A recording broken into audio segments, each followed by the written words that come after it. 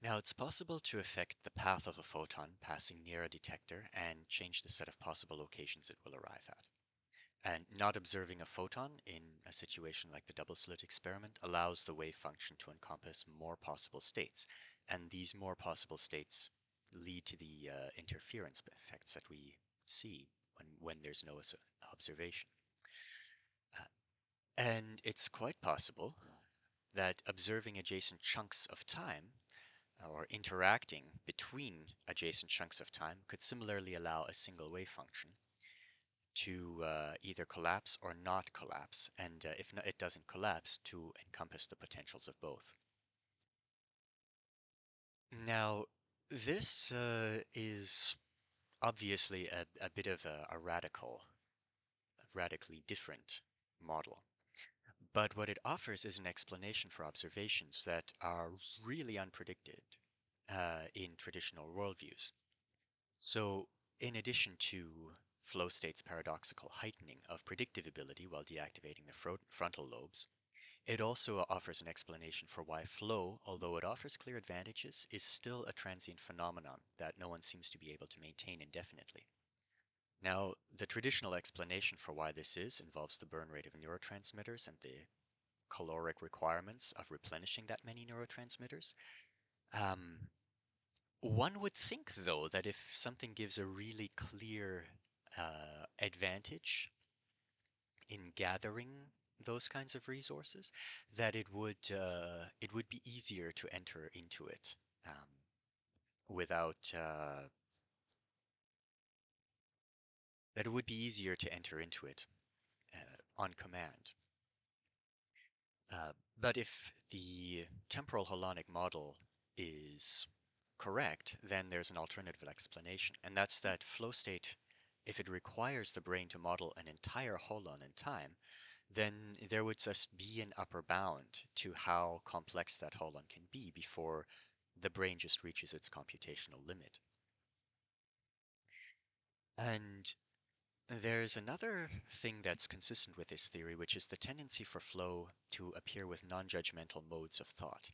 So flow typically happens in high-stakes situation, and good and bad outcomes are both possible, and for someone not in flow, they're very easy to contrast.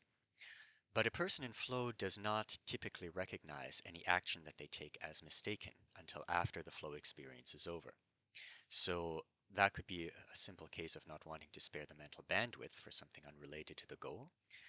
But the instructions for maintaining flow often include instructions to deliberately not think about mistakes or not avoid mistakes.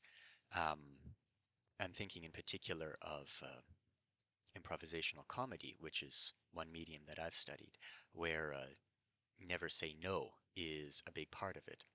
So suppressing our instinct to recognize mistakes doesn't make a lot of sense if it's simply a question of bringing resources of bringing more computational resources to the problem, because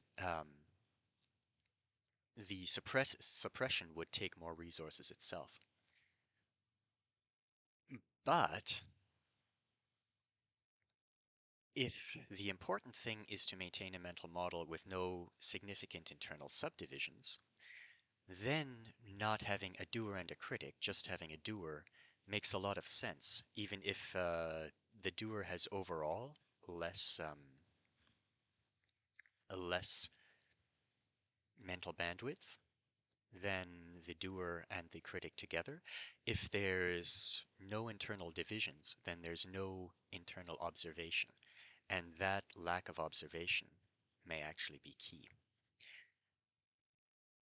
Now, the subjective experience of flow is simultaneously the strongest and the weakest argument for the temporal holonic theory of flow. So we could call it the strongest because the holon in time theory is very close to how flow state actually feels.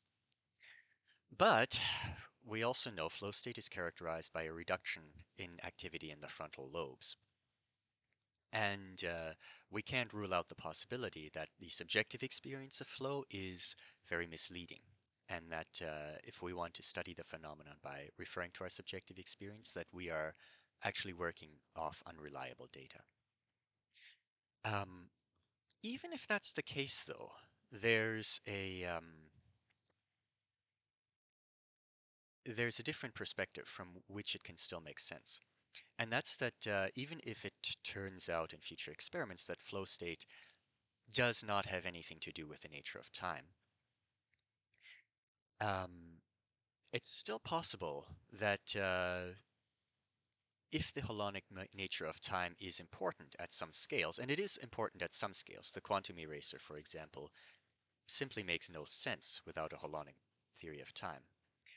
Um, so if we are then looking to replace the infinitely divisible model of time in how we model the physics of process, then relating the holonic theory to flow state gives us a way to think about how process might work intuitively.